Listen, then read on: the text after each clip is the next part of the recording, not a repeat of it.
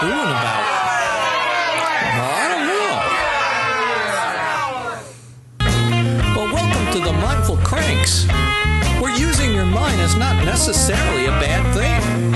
And where being cranky can actually be mindful.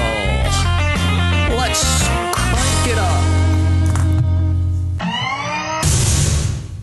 In this episode, I spoke with Christopher Titmuss, who is perhaps the most senior teacher of Vipassana and Insight Meditation in the West. Christopher left England to travel to Asia in 1967 across the Silk Road.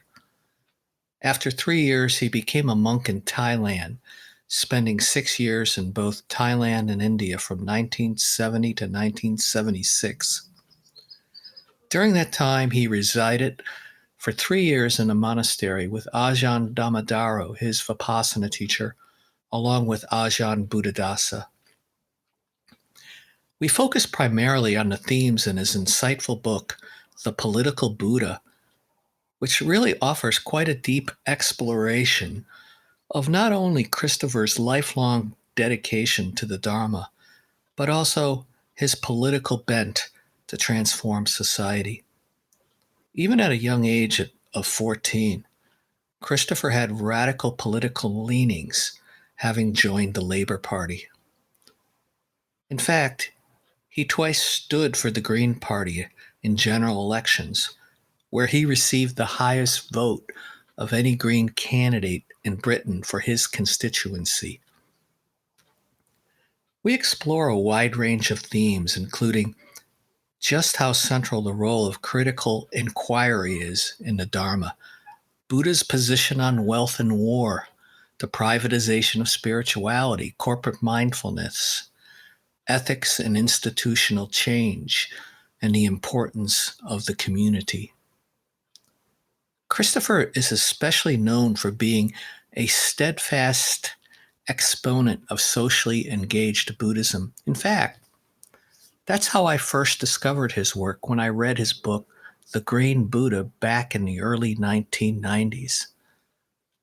After I published Beyond McMindfulness, a viral essay in the Huffington Post 7 years ago, Christopher actually reached out to me on email, and we have continued having vigorous conversations regarding the Dharma and the problems with contemporary mindfulness.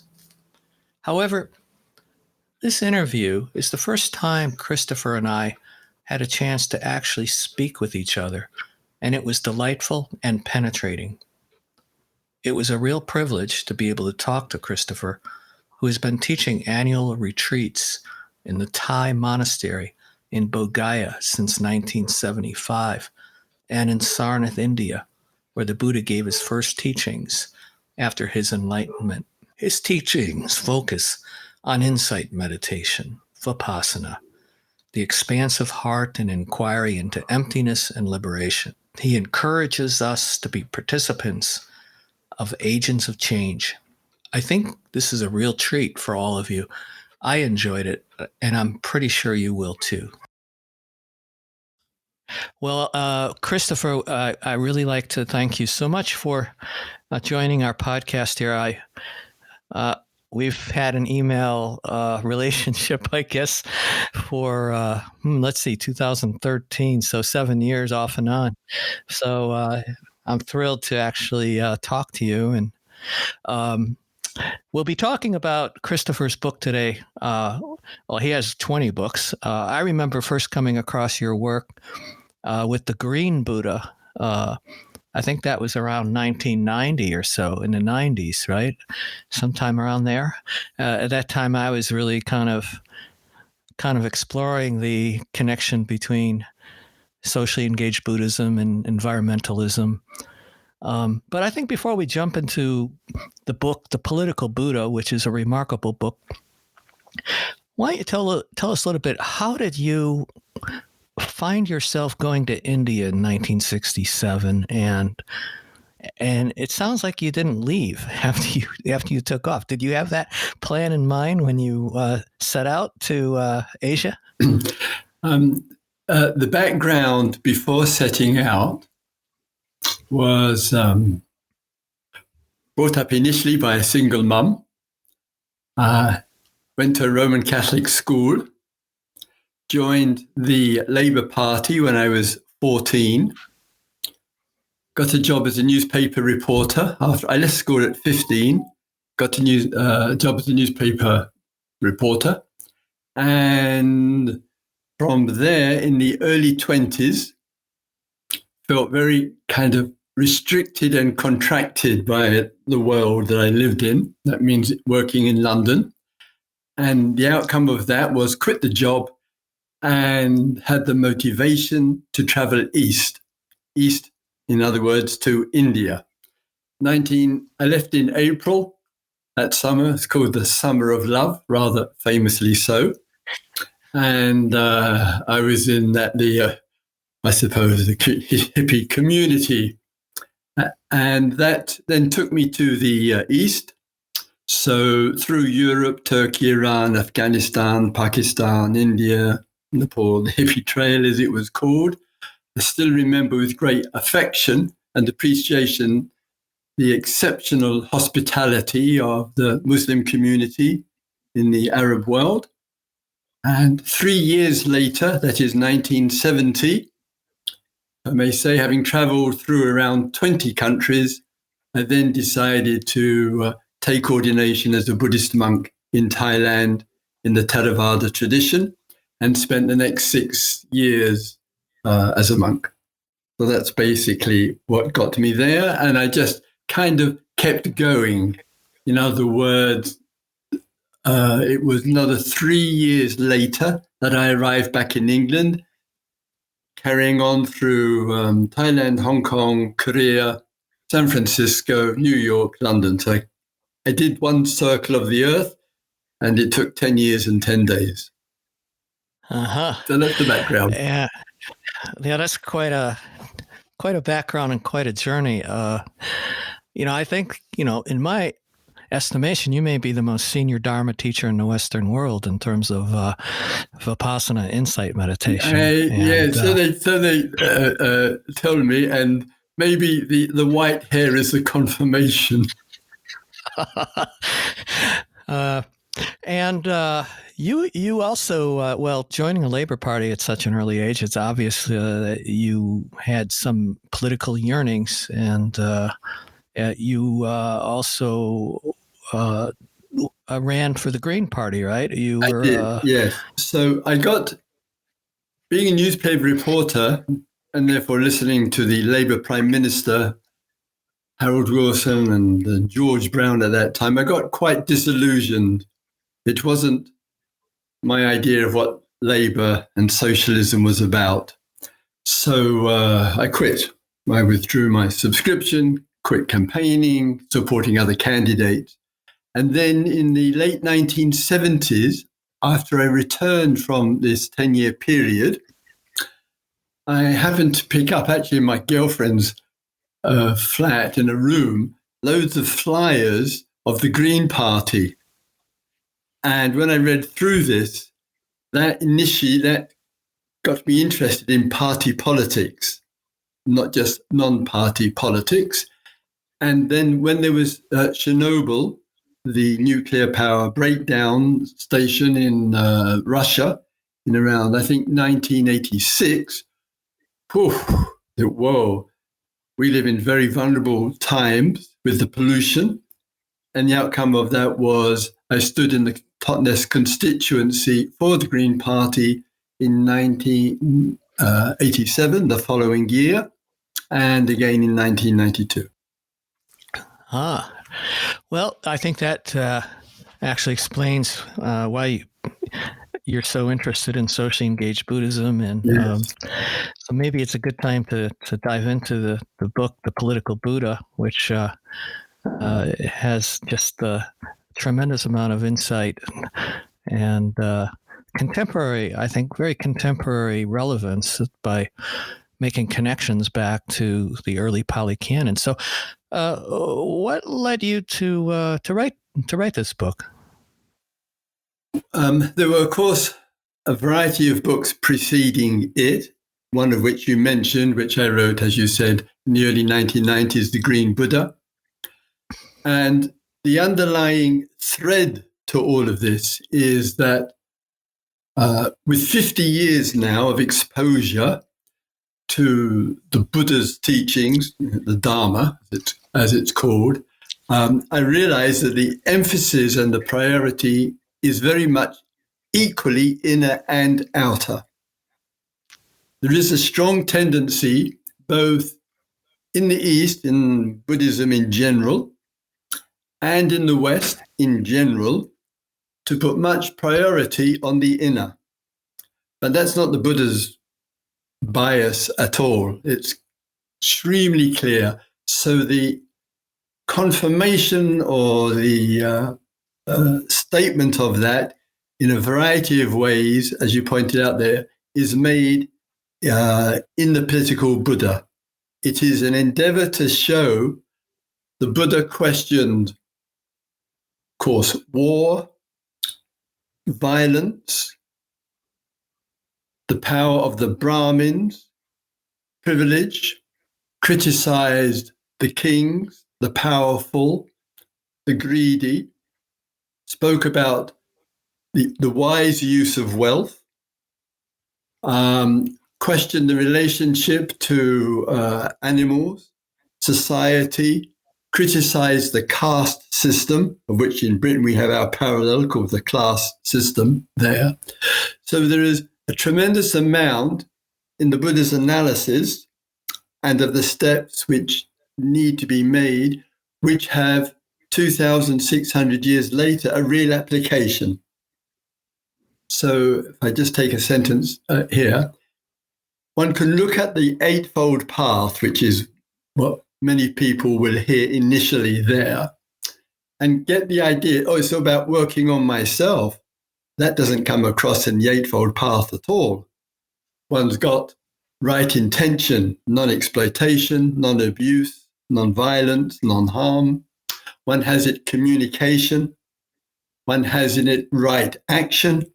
One has in it right livelihood, right meaning skillful, appropriate, wise, there. So in 4 of the links, it is directly related to our connection with the world. Action, livelihood, speech, communication, and intention. So yeah, that's very, very important, yes. Yeah. And one of the key things that you kind of lead on in the beginning of the book that I recognized was just how central inquiry is. Yeah. And inquiry into desire. I was wondering, you chose to kind of lead with that in the book, and can you expound on that yes. a little bit? Mm-hmm. Just a little bit with the language for a moment here, Ron. So the word in the Pali language of the Buddha here, tanha, it means desire. It means a wanting which has something problematic in it. There are some projections, one might say corruptions, wanting, dependency on the result, and it's unexamined. So addiction is a form of wanting. Greed is a form of wanting, desire.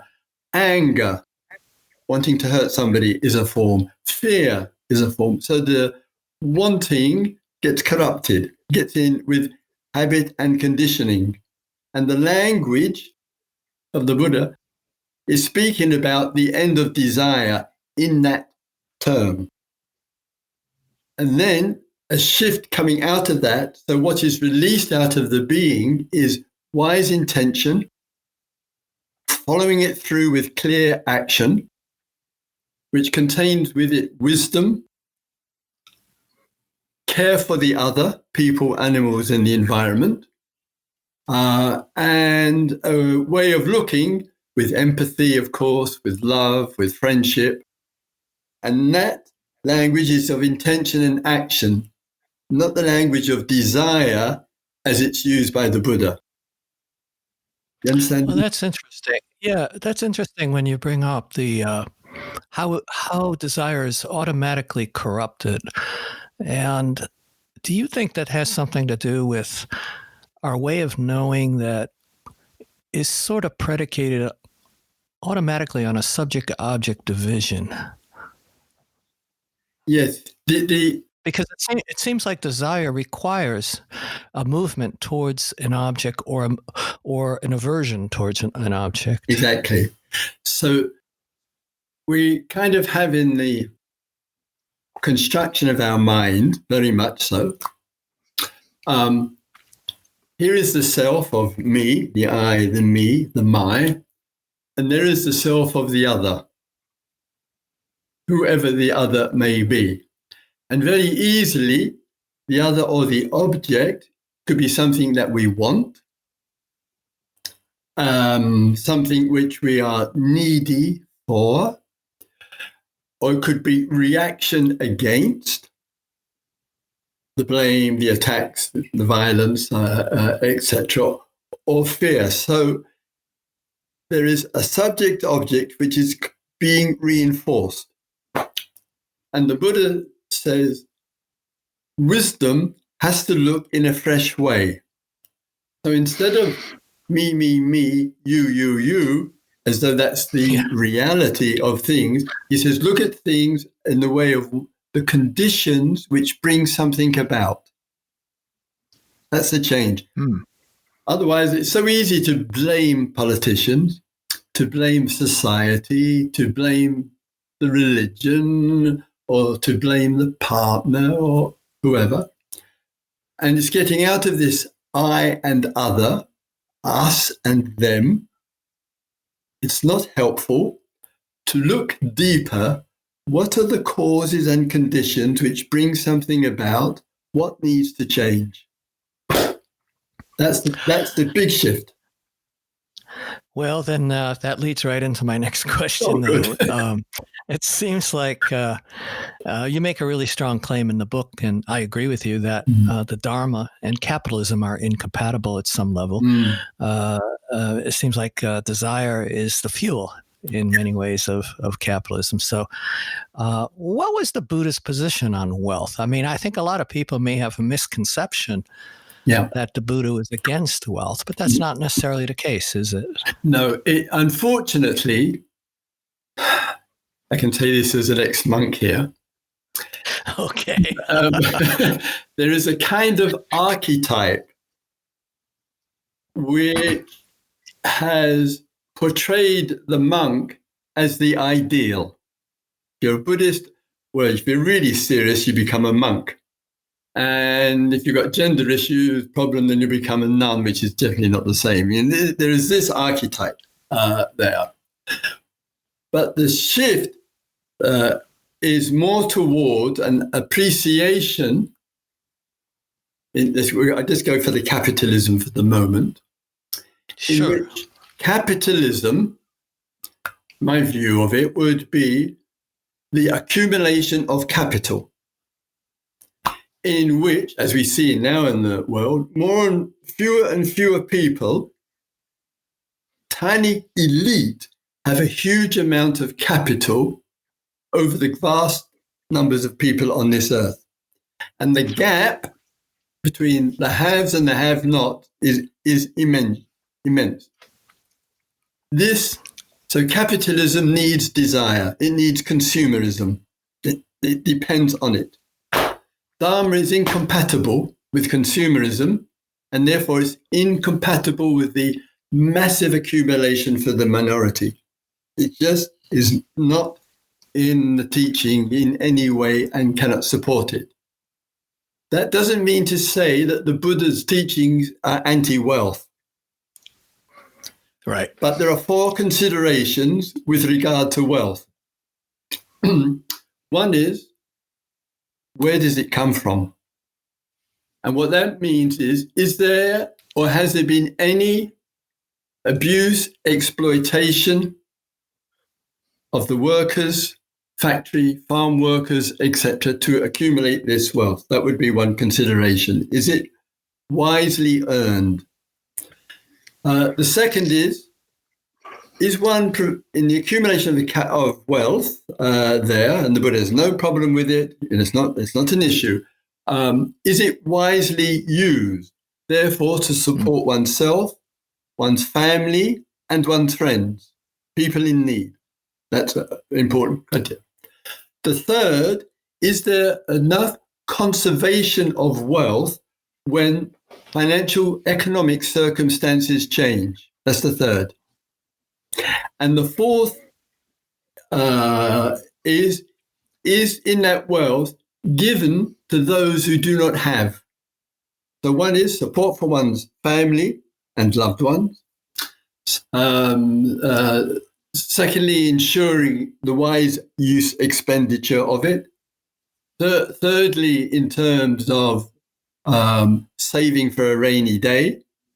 And fourthly, for those who are much less privileged, whom one can give support. And therefore, wealth is the act of wisdom. Yeah, I think it's glaringly obvious then that given the massive inequities that we see now, that we've got some real issues when it comes to... We have. I mean, the Buddha is not a Marxist in terms of equal redistribution of wealth. It's not. It's there, but it's around compassion, clarity, sharing, and skillful use, application.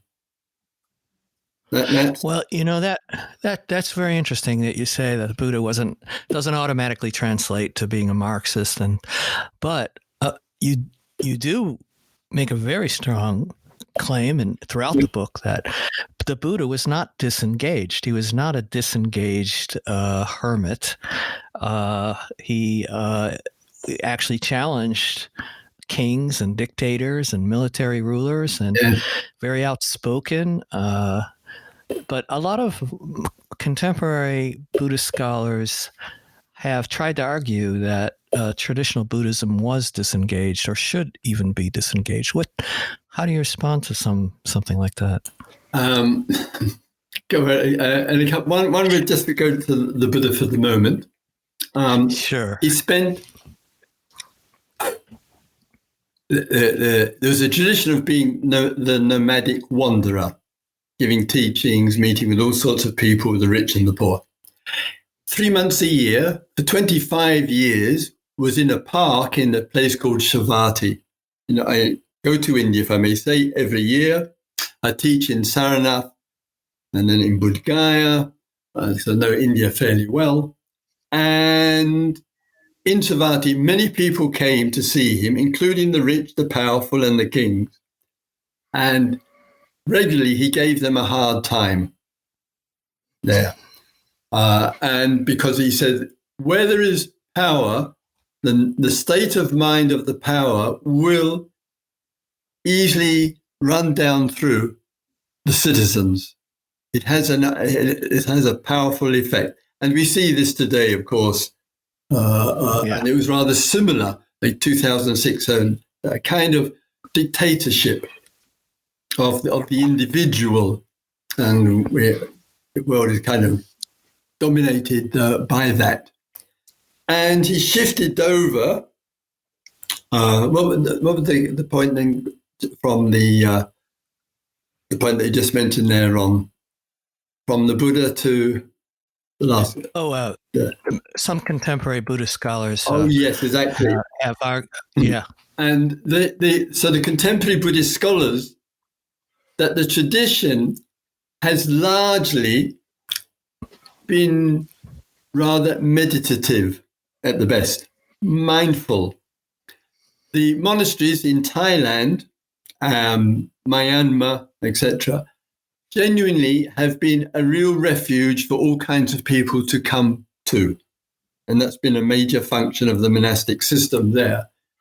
And it's precious and it's important, and I and many others are beneficiaries of all of that. But it hasn't been engaged. There have been good models, some good examples. Myanmar was a very good one there, but generally, so I prefer to be a kind of servant of the Buddha Dharma, recognizing and grateful for all the support I received as a monk in that kind of passive meditative tradition, Vipassana and so forth, there. But keeping as true as possible to the Buddha's core message of this integration of the inner and the outer working together. Yeah, I think that's a good way of contextualizing that. Let's move on to the Buddha and war. Yeah. And you make the point in the book that the Buddha was adamantly opposed to war with no ambivalence whatsoever. Mm. And I don't know if you recall, I wrote an article a while back called "The Militarization of Mindfulness." Yes, which was criticizing the use of mindfulness programs in the U.S. military and also some Western mindfulness teachers who were collaborating with U.S. generals. So can you tell us a little bit about the Buddha's views on this matter? And yes. So probably one of the most famous one-liners of the Buddha is, violence does not end with violence, it ends with non-violence. Or hatred does not end with hatred, it ends with non-hatred. It doesn't say with love, actually. It gets translated, but it's actually the word is non-violence or non-hatred. And what that means is that the teachings and the practices have to keep faith with the resolution of suffering and offer ways and means for its resolution. That requires communication, conflict resolutions, listening, quote unquote, to the enemy. It requires diplomacy. It requires aid and much negotiation. And to take the shift of the idea that by declaring war on the other, it will resolve conflict. And so it's a shift to communication and dialogue. And that's the priority, and it's an unwavering priority. That's the point. So some would say, oh, it's romantic, it's idealism, or and have various other criticisms of. But for those of us on that vision and in that direction, somewhere or other, any conflict in war, sometime or other, has to lead to that. Otherwise, war is an eternal, perpetual event. So the teachings are saying, look, start it right now. Don't go on making war on Afghanistan and Iraq and Syria and Libya and all the other horrible wars that are going on. Let's really put everything on the emphasis on its resolution. Yeah, and you make the point that the Buddha was very much in favor of censoring people and holding people accountable, that he tried to give lay people in the community tools to resist violence and to look more deeply into the causes and conditions that lead to violence. Is that right? Exactly. So it is not a kind of idealism. It's a way of life in which there's a whole provision of tools, and it falls essentially under these four truths that the Buddha spent his life teaching. There is suffering in this world. There are causes for it and conditions that bring it about. There is the resolution of it. It can be resolved, and there are ways to resolve it. And that's the hub, the spark, the fire of the teaching there. And It's up to us to see ways that we can apply that in our personal life, in our family life, our social life, etc. And out of that, change can come. Yeah, I think that, again, it goes back to the point of how important this notion of Dharma inquiry is, that the Buddha did not just restrict himself to teaching mindfulness, right? There was more to it than just that. Yeah, exactly. The difficulty, it's a little bit of the Western thing, but also in the East as well. It's to take one limb and as if it's the whole body. So one has this, Buddha teaching speaks about the body of awakening. The first thing, there's no hierarchy. The first link in it is mindfulness. Mindfulness applied to looking at, you are mindful, or we are mindful of the causes and conditions that bring something about. We are mindful in the present. What's the outcome? What are the consequences of these causes and conditions? We are mindful in looking at the present. What is the relationship of the present to the future? So mindfulness is around past, present, and future as three aspects, and much more beside, of course, there. The second, in the body, like a human body here, in the body of awakening, is inquiry. And inquiry is, sometimes it's very much inwardly, but sometimes it's inner and outer. So to take a small example, since early 1990s, I've been going to Israel and Palestine and had many, many conversations, obviously hundreds of them. And those dialogues with the Palestinians and those dialogues with the Israeli is a kind of collective inquiry. What can we do? What contribution can we make to change a situation in which there is the end of the occupation, would be one aspect of this, developing a culture which is more empathetic with each other, taking initiatives, in this case to go to Palestine and listen to the people, and much, much more. So then inquiry is with the other, or the inquiry is with the meditation teacher. It is important to break free from this box of mindfulness. It is valid, it is useful, but it's, as I mentioned, one link, one factor in a whole body of teachings, and it's gained a selfness. Tragic. Yeah. Yeah, and along with that is the common sort of trope that all change comes from within, and you have to first work on yourself before you can actually be of value to the world. And Yes. what do you mean? In the book you talk about that consciousness depends on name and form, and name and form depend on consciousness. What's the relevance of that to this whole discussion of? All right. That's a little obscure. I think I know what you're talking about, but all right. I think it'd be good to maybe explore that a bit. Yes, sure.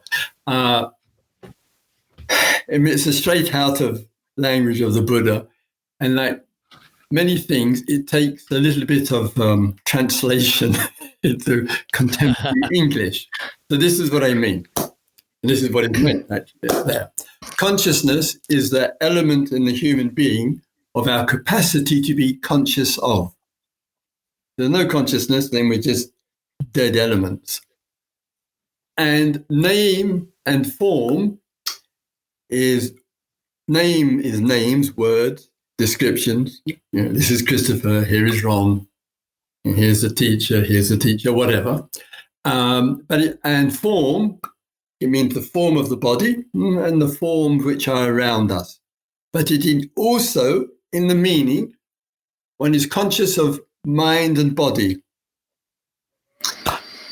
or name and form. One is conscious of mentality, materiality. So The consciousness right now, through the name and form, Christopher with this body, with these forms, the laptop is communicating to Ron. Consciousness with name and form is communicating to Ron with consciousness and name and form. If we got more deeply in that, what the hell is the difference between us? That would be a start. So in a way, it sounds like we're living in a sea of language. We're living in and sometimes a very polluted ocean of it. Right. And just how much that conditions our seeing. Oh, absolutely. So the world, called name and form, the world is full of names and forms, obviously, has its impact on us. So I don't create my own reality. The world of name and form has an impact on me. Yeah, we learned it at an early age too, just not even...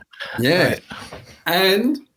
But as a human being with consciousness, I have an impact on the world. And we're contributing to that sea in some way, right? We could be, but hopefully we're contributing to clearing out some of the pollution. In other words, no.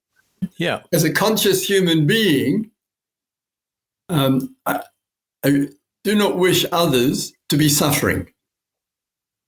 What are the skills and the knowledge to change our institutions, to change our politics, to change our environment, to change the way we look at life, which would be really supportive for people?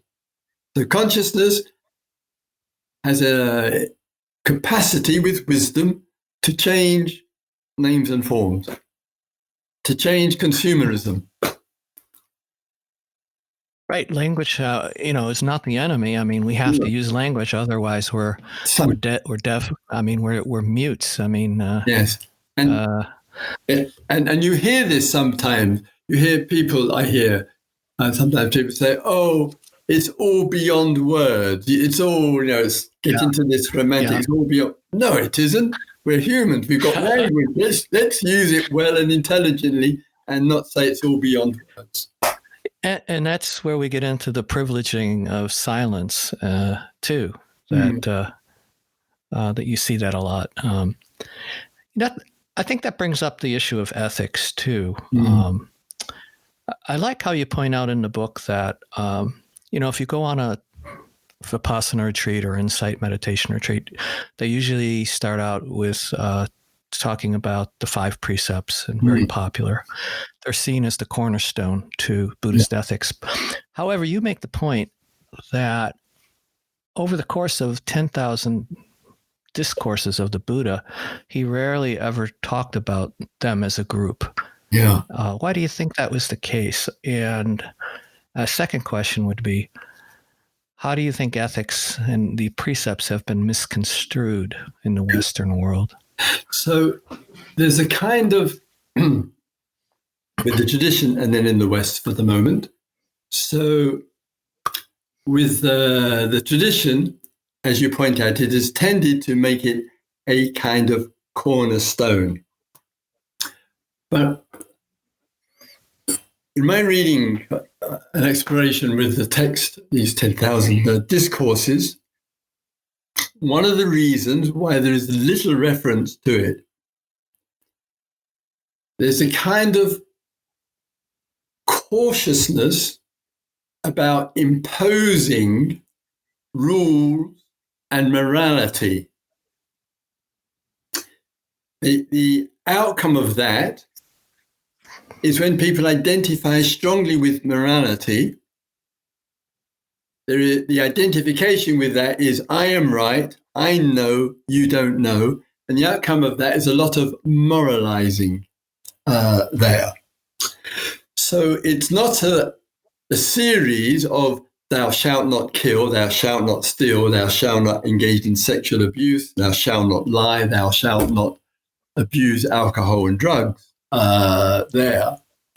It's part of an exploration. It's not the cornerstone. It's a feature of a life which is being examined. And we need to examine the consequences of killing and stealing and abuse outwardly and inwardly, and to recognize as part of a bigger picture. And so part of that exploration would be seeing how the arising of the kleshas, for example, the arising of negative emotional states or destructive mental habits, we would be using that in our own experience, not necessarily trying to follow some moral rule of and then shaming ourselves and all that stuff that happens a lot in Christianity. And is that kind of what you're if it was about? only confined to Christianity, it would be not just relief. I'm afraid the Buddhist tradition's got it. Yeah. I'll just take two practical examples for you. And you made reference to silence. When I was in the monastery, we had this wonderful Kampuchea monk, Venerable Mahagoshananda. Even in the monastery, he lived in extraordinary isolation. We hardly saw him. He and I were friends, and I would go and talk with him. And he was the hermit in the monastery. Then there was this huge carpet bombing by the US military of Cambodia. Cambodians came to see him, and the outcome of that was he went to the refugee camps in northern Thailand, and the outcome of that despite many threats to his life, took yatras, that's pilgrimages, into Kampuchea. He was nominated for the Nobel Peace Prize 5 times. He and I stood on the steps of the Senate in Washington making protest together, I remember, years ago. So sometimes out of the solitude and the silence, something moves the being. And Mahagoshananda is a wonderful example of that. So clearing away these pollutions in the mind. And then there's a moment of readiness. My daughter, Nashona, she began at the beginning of this year, just before the coronavirus got underway, a mindfulness support service. And what she is doing, I'm of course involved as director, is giving support to women, men, and kids who are suffering from domestic violence, abuse, and all the madness and horror of all of that, and also giving support to people involved who are public servants. And so we're having to do it by Skype at the moment, or by Zoom actually, at the moment, frequent meetings there, and that's including doctors and nurses in the coronavirus wards, to women who've had to flee violent partners, to groups of children who've been abused in a whole variety of horrendous ways. And the mindfulness practices are genuinely doing wonderful work for children, women, and also now encouraging the perpetrators to take part in these courses as well. So sometimes we see, like Goshananda, terrific commitment. All of his 17 relatives were all murdered by the Khmer Rouge. Every one of them. None of them survived. And then people like my daughter and many, many others who are really committed to helping people who are on the edge of fear or on the extremes of bullying and violence and needing real support. And mindfulness can provide a real service, but as you and I are talking this evening, there is also the need to find ways to apply it in a much broader way. Challenge our institutions, challenge corporate greed, challenge the billionaire elite, challenge this destruction of the environment and the lifestyle which has contributed to this global pandemic. Yeah, I think what you're really kind of coming to you're coming to kind of a very major point here, is that mindfulness and ethics are inseparable, number one. But I think number two, the story that you just told, I think it implies that we need to take a much wider view, or a much wider sense of what Shila or ethics actually entails in the modern world. The difficulty, because you and I spoke a little bit earlier about the language, the word Shila, S-I-L-A, it's got in the feeling tone in it a combination of the heart, concern, and care for the other. It's got all of that in it. So the Victorian translators, now we're going back pretty well 1 or 2 centuries now, 2 centuries there, they initially translated it as virtue. But one gets the feeling it's not a moral, hard standpoint. It comes out of a feeling of concern. So that's why they made it virtue. But nobody ever uses this word these days there. And there's a kind of, you might say it's an ethic which cares for. It's not keeping rules and regulations. It's about something else.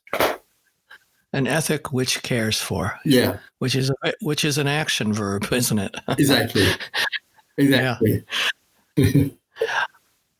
I like also, we share the common sort of skepticism towards New Age teachers, and in particular Eckhart Tolle's book, The Power of Now. And it seems like there's a misconception that by just resting in the present moment, or resting in being, that's a kind of quasi form of liberation.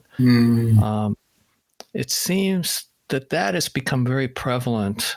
This sort of privileging of trying to be in the so-called present moment, which to me is doesn't make sense to me. But what do you think about all that? I obviously read The Power of Now, listened to Eckhart on the YouTube, wrote a blog partly about how much money was the Eckhart Tolle Foundation was making. Wow, did that trigger the responses? Oh, gosh. Well, anyway, but, folks, yes, good. Well done, Christopher. Who do you think you are writing that? Exactly. But more importantly than that, it feels to me, I mean, reading with Eckhart Tolle, to be fair to him for a moment, he had gone through many years of pretty intense suffering, truly suffering. And then there was it seemed like a sudden breakthrough moment in which the present, the now, really touched him deeply, and it represented a kind of liberation from the past unhappiness that he'd gone through years after year after year, and the various diagnoses that had gone with it. So it was genuinely liberating from the old, and that gave him the trust and the confidence to write the book and all that's gone along with it. It is, in my view, unfortunate that in both the title and more in the heartbeat of the teachings, it does seem to be about being in the now. It does seem to be that. The mindfulness world has adopted a similar view: be in the now without being judgmental.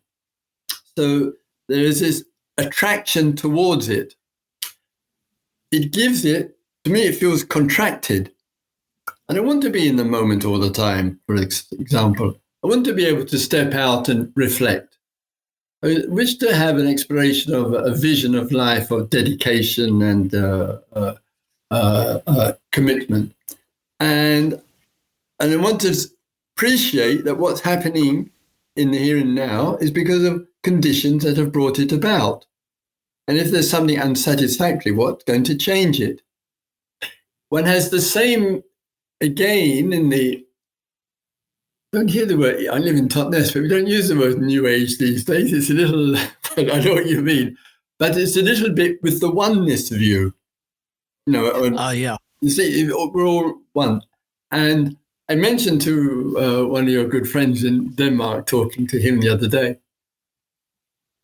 what sticks in my mind was on the day of 9/11, I was flying actually to America on that day, and we were told you can't land in American airspace. The pilot told us we had to return back. And like many others, of course, deeply concerned with what took place. And in that meeting or in that event with 9/11, just before there was a social survey. It might have been in New York or New York State or whatever. 1,000, 5,000 people asked, have you ever had a experience of God or of oneness, kind of transcendence? 93% of people who said at some point in life, oh yes, I had such an experience of the oneness of life or finding God or whatever. And then came 9/11. The US government, George Bush, authorized the bombing of Afghanistan, etc. There was a vote, a social survey collecting people who vote. 93% supported the war in Afghanistan. What happened to the oneness view? Yeah. Where did that go? Right. In other words, that the ideology of the nation state actually mattered more than the deep experience, it couldn't be so deep, but an experience of the oneness of life. And this is the issues we live with. Yeah, I think this is a little bit of maybe a digression, but I think it has a relevance. Is what I notice in a lot of Western Buddhist communities, mindfulness courses. I'll use some. I believe these are either Pali or Sanskrit terms. I'm not a scholar, so but vitaka, or where you're fixating on an object to hold your concentration. So when the present moment becomes that object of concentration, you're developing concentration. You're developing focus. You're probably deriving some therapeutic benefits from doing that. But it seems to me that that's very different than vikara, which is a more portable form of concentration. So where you're able to keep your focus on your actual experience as it's changing and as it's flowing. What I see happening is the latter, where there's more of a compartmentalizing of meditation, for example, a compartmentalizing that I meditate when I'm on the cushion because that's where I focus. That's where I put my attention on the breath, and as soon as I leave the session, then I'm kind of back to business as usual. Yeah. There seems to be some correlation to this kind of the fetish of the present moment. It's back to the Jungian term of the archetype. The yogis, both of old and of present India, and I spent more than 7 years of my life in India, so have an intimacy with the place, placed and still do a great emphasis on the sitting posture in the cross-legged posture as the primary asana, the primary thing a meditator does. And that's how it was 2,500 years ago. Once again, the Buddha endeavored to break away from the archetype. He was he's a liberator, not a prison. Made what did people to prison. So the first thing he did was one can find insight and love and liberation, sitting, walking, standing, and reclining. Get it out of the posture. One can find it in listening and communicating. One can find it through action. So every effort to open it out to an exploration. And unfortunately, and sometimes people like me have to take a bit of responsibility here, that we have our retreats. Let's say there might be for a week in a person's life over a year. We certainly put the emphasis, I would say, sitting, walking, standing, and reclining there.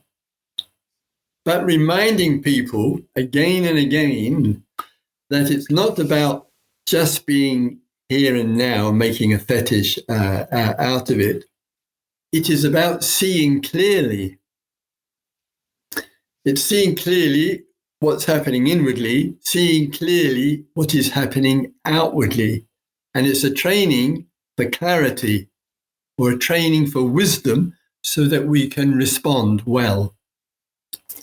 So some renewal in our silence and our meditations can come, but it's a preparation at best. It's not. And you use a phrase in the book that I really highlighted. Your whole book is practically highlighted in yellow highlighter. But there's a phrase in your book that you say, it's 360 degrees mindfulness. Yes. I don't know if you use that phrase or not, do you? Yeah. 360 degree, yeah. And I think that goes right to the point that Dharma is not strictly meditation. And there's such a misconception now. No, it's Buddhism, yeah. Yeah, exactly. Sorry to interrupt. So just going from, when I look at the Buddha's Dharma, the quiet precision. So mindfulness, it says, is placed all around one. So it's not exclusively me, it's placed all around. And mindfulness, when it needs to be sustained, we can call it concentration or meditation. So right now, there's mindfulness, but I'm concentrating on this communication that we have together. So there is a samadhi, a concentration. Before and afterwards, I might give it some thought. I will reflect, which is a form of inquiry, on the exchange we had together there. And so I apply some thought and sustain it for whatever time is there. So again, there's mindfulness expanded around, clarity within, clarity without, in order that we can abide, use the Buddha's words here, with mindfulness and clear comprehension of what is going on. And that's our undertaking, to free up the being so we can be as clear as possible with the whole being to what is going on. Ah, very good. Well, let's touch a little bit. I don't want to spend a lot of time on this theme, but I know that you're as passionate as myself about corporate mindfulness programs. And I really like your phrase, the analogy to genetically modified foods. You talk about genetically modified spirituality. And it kind of ties into this whole trend that the privatization of spirituality in the West. But I think we share a lot of similar concerns about corporate mindfulness and corporate spirituality programs, whether they're mindfulness or emotional intelligence, whatever they may be. And you talk a little bit about you have some students, if I'm not mistaken, that have sincerely tried to make inroads into corporations and actually did not want to just be enablers. Is that right? Yeah. So I have the mindfulness teacher training course. The intention behind that is to address that which you and I are talking about today, means inner and outer. And with the corporate world and some aspects and features of it, it's going to require quite some skill in the communication. And that needs a lot of reflection. What I mean by that is a person can go and offer mindfulness to reduce stress, usually of managers, the office workers, the office staff. It's a rather privileged elite of itself. Yeah, definitely. Yeah. Any reference. And maybe the bosses may participate, but it's for those people, the little extra support to reduce their stress in order that they can focus more easily, can be more efficient, more productive, and therefore the corporation, no matter what it's doing, will increase its profit level. Yeah, that's how it's sold. And that's how it's sold. And that's why they keep inviting mindfulness teachers and pay them extraordinary hourly rates in order to serve the primary interest of the company. There.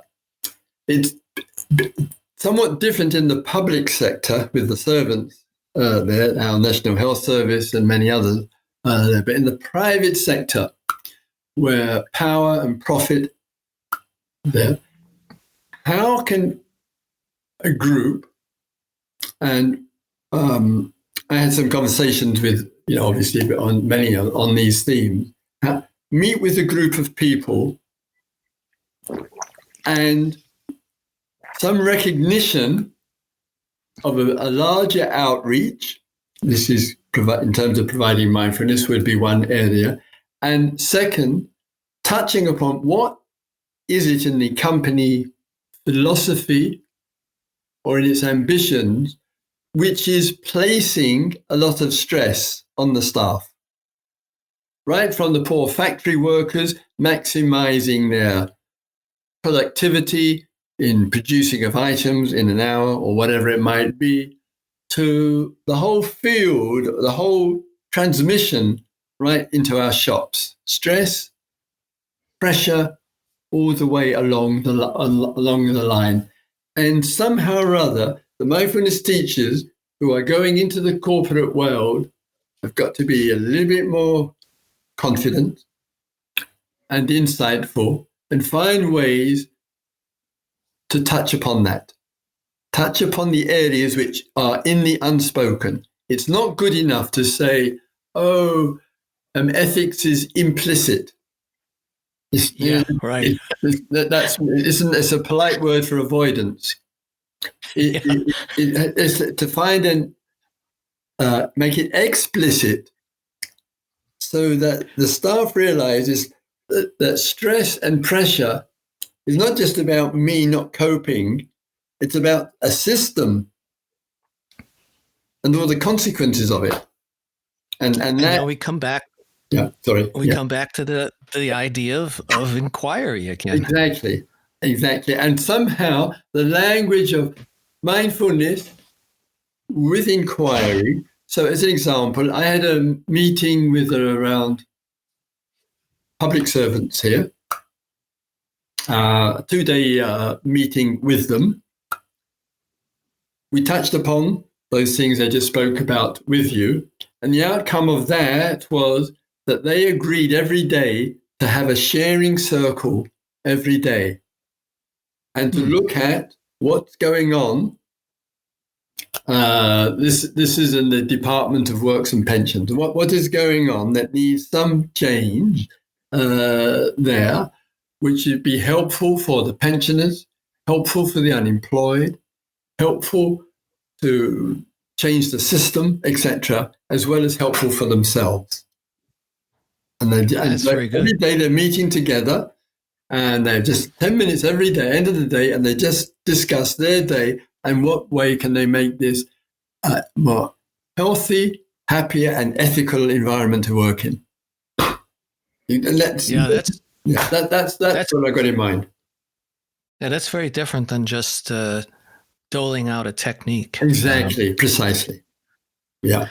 Well, the last third of your book is somewhat different because it talks about the Sangha, the Buddhist Sangha, among other things. And you devote a lot of attention to describing the uniqueness of the Buddhist Sangha, and particularly how the Buddha perhaps set up maybe the very first democratic assembly.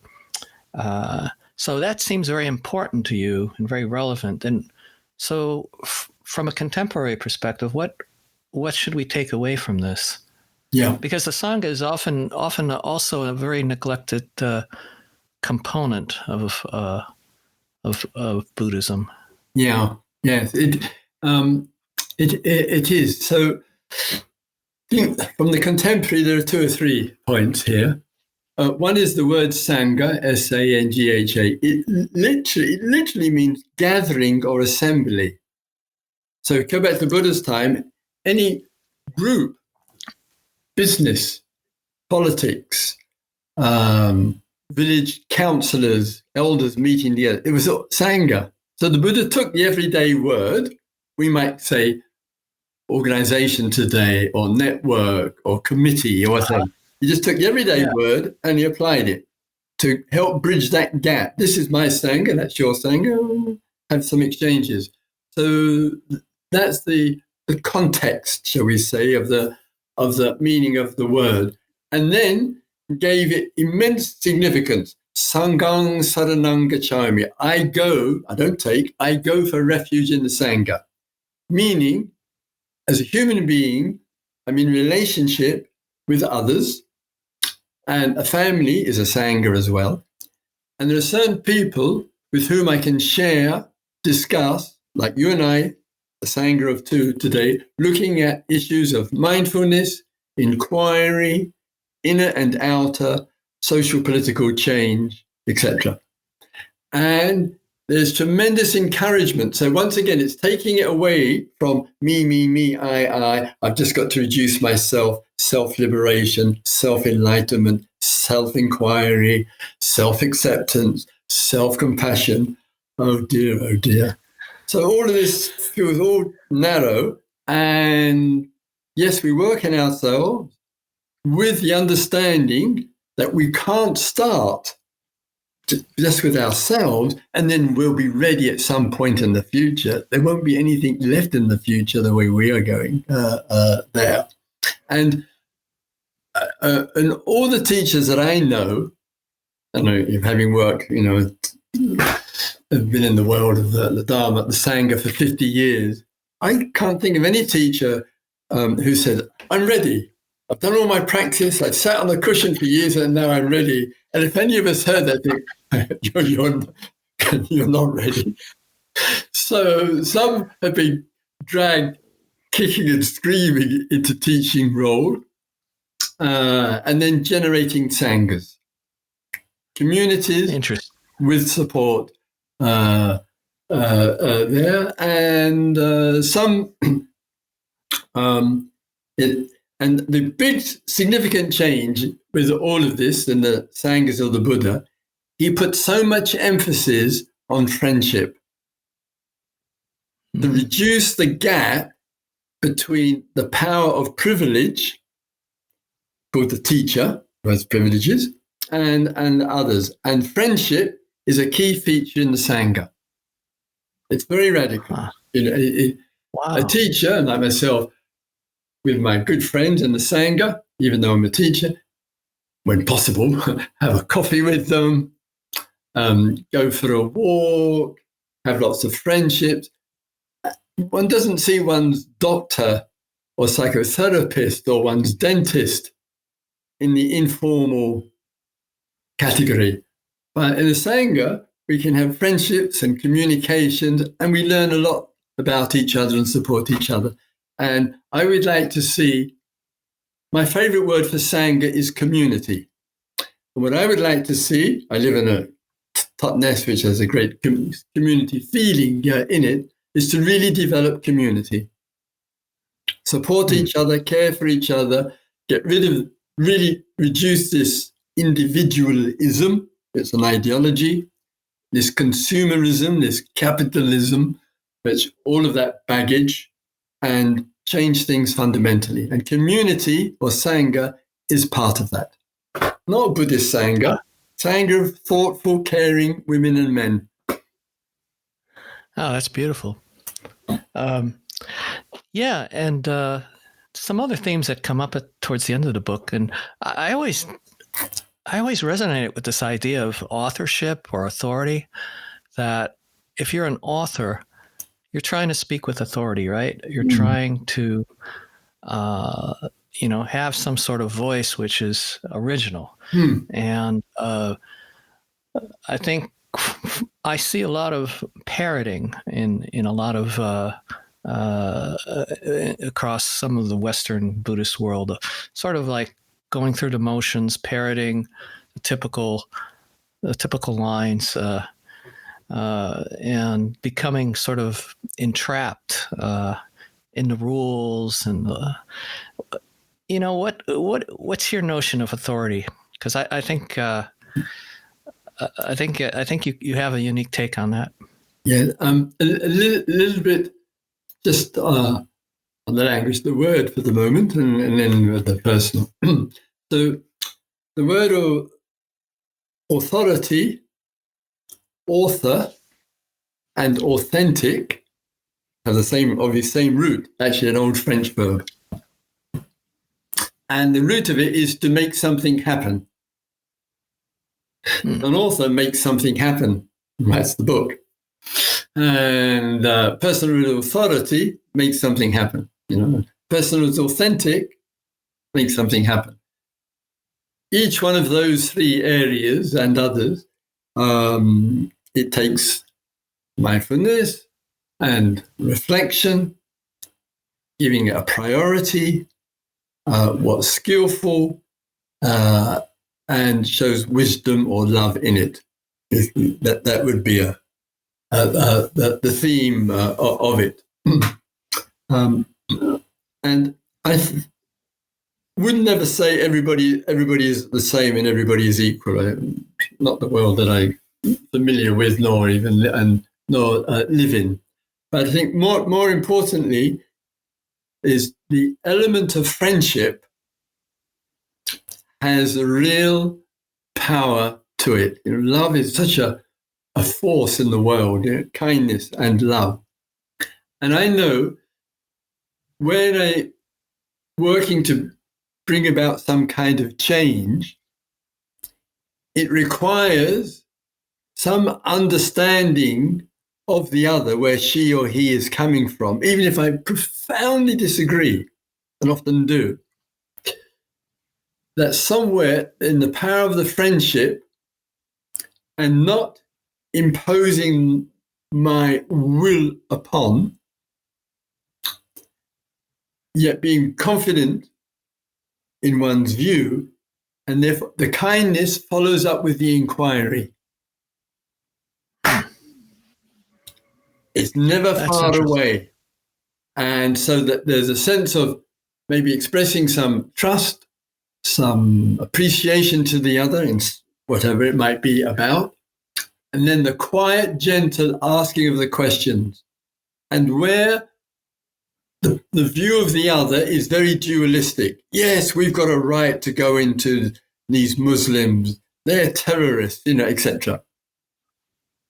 And often from people who have no contact with the Muslim community, etc. But nevertheless, it's to listen and to ask questions. And at some point, in any duality, us and them, there's going to be one big major conflict, one big unattended issue.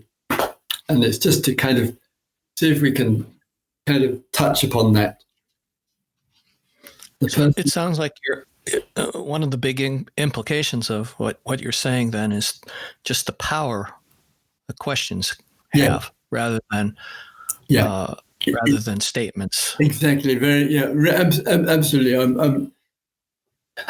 I'm really trusting and confident instead of trying to impose my view on the other in the hope that that will change their view, and it probably won't.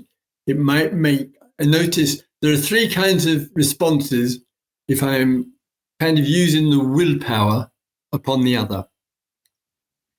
One is, of course, I think I'm right, etc. there. But one is the person will get more defensive. So the more I criticize, the more defensive. Or the person will attack back. They feel under attack, under pressure, they do the same back. There. Or thirdly, they withdraw. They made up their mind, they're sick of the pressure, I don't want to talk to you anymore, and they've gone. So it's not wise nor skillful to go into that mode there. But questioning, not as an interrogation, not a forceful one, but asking the questions. And at some point, the person is going to start contradicting themselves. Always. And at that point, when then questioned a little bit more, and if something is brought out through the questioning, quite often at that point I say, it's been lovely to talk with you. Thank you and goodbye. So the person is left to deal with the contradiction. Well, that kind of circles back to this idea of authority for me, because you made the point that one has to be confident in one's view. Yeah. But could that also mean that one has to be comfortable or confident in also saying, I don't know. I don't know what to do, and not to be fearful of that I don't know could actually be an opening of sorts. Yeah, exactly. So the danger of authority, of course, is the self identifies with it. So the outcome of that is an intensification of a conceited view, I know and have an answer to everything. Right. End of story. Case closed. Exactly. There are some situations, I've got my mind here, groups which are rather intense, some of them, and usually in the political, social, environmental issues. So a person starts to point some direction or has a question in my direction. And I don't know. And so I say, look, I don't know. But afterwards, I will certainly take this question away and we'll reflect on it and look at it and go into it, and we keep in touch and get back to me. So I don't know, but I'm going to find out. I'm going to inquire, so I find out there. And sometimes in the group, it's, I don't know, but is there anybody in this group who might wish to respond to this question? And sometimes out of not knowing, the knowing has come because I've listened to some really, people have thought these things through far deeper than I have. Yeah. And therefore the not knowing and just being confident with it and clear about it and not afraid of not knowing, and then inviting, anyone would like to share? Yeah. Well, Christopher, before we come to a close, I'm going to ask you that really big question. And so what is your vision and hope for Dharma in the West? Yeah, you're right. It's a big question. I'll just take the latter, not for everybody, but I'm a little bit more mindful in myself if I use the word hope. And the reason for it being, for myself, if I use it too frequently, it's a kind of positive feeling which through regularity builds up, and then the hope and the reality, there's a gap, and then there's a crash. I think your last president used the word hope a bit too often. Yeah. Yes. And look at the outcome. Right. It's the crash. So and therefore there can be hope, and then there can be disappointment. Disappointment for oneself, but also hope is a relationship to others. Others build up their hope, they can get disappointed, and then they react negatively, angrily, hurt, disappointed. Which hope. So I tend to go carefully with the word hope. Vision I like. Yeah. Yeah, I like vision better too. Yeah, I prefer. Yeah. I've seen too much hope and disappointment. Or the hope works out, then the hope gets even bigger, and then there'll be the crash after that. So with vision, since I'm in the grey hair, the white-haired club, not in the grey-haired club, they were the good old days, it's the white-haired club there. All that I can do is keep the quiet regularity of the sense of freedom from the pressures of the past, the personal ones, the freedom to respond to today, issues of today, and the freedom to look into the future, that's the vision aspect here, in terms of what today can give nourishment and support for tomorrow. Now, even here, you and I are talking together, and very kindly you're providing a podcast. So tomorrow, the day after, whatever, people can lend an ear on it. So it's this in order for that. And that principle of this, in order for that, is a very strong one for myself. And I usually frame it in terms of support for people, from the youngsters to the elderly, for the animals, so therefore it affects my diet, vegan and so forth, to the environment, taking care with the resources that I use, what I buy, where it comes from, etc. And the vision, well, the end of capitalism would be certainly one aspect of it. The ending of consumerism, which goes along with it, would certainly be another. And being a small voice towards a liberating and caring way of life. It's both liberated, it's free, deeply free, but in a way which really cares, and therefore cultivation of community is a real key, I think, for all of us. That's our vision. Oh, that's great. And before we wrap up, do you want to say a little bit about some of the courses that you're doing? And now that we have COVID, but I think a lot of your courses were online even before COVID. And you were doing a lot of retreats, annual retreats, different countries. And we could post that on our website, but it'd be good to tell people where they could find you and what sort of courses you have. Thank you for asking. As you mentioned, it switched over a lot to the Zoom and the meetings and the Skypes and such conversations as you and I are having. And what's doing is using these resources like we are using today for the outreach.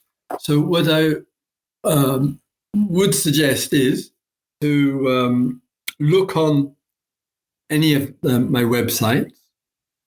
And I'm actually just about to put this up. We just sent out the e-news, and there are 5 or 6 websites. The easiest one would be my name, christophertitmuss.net or insightmeditation.org.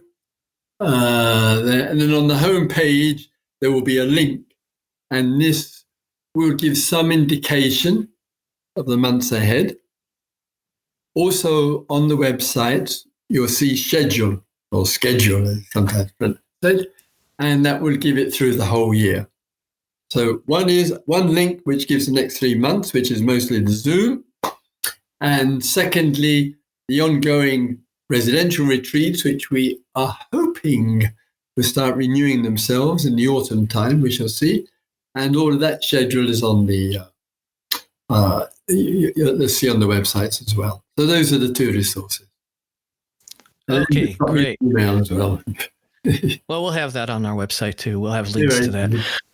Well, Christopher, thank you so much for joining us on the Mindful Cranks. It was a wonderful conversation. I learned so much, and I think our listeners will as well. So thank you so much. And thank you very, very much, Ron, for inviting me. Thank you for being such a good, bold voice to nourish and encourage and edge along a little bit the mindfulness teachers and practitioners there. And I think the voice of bringing things up, opening things out, that's the voice which this world needs. And thank you for your good contributions. Wonderful. Well, thank you.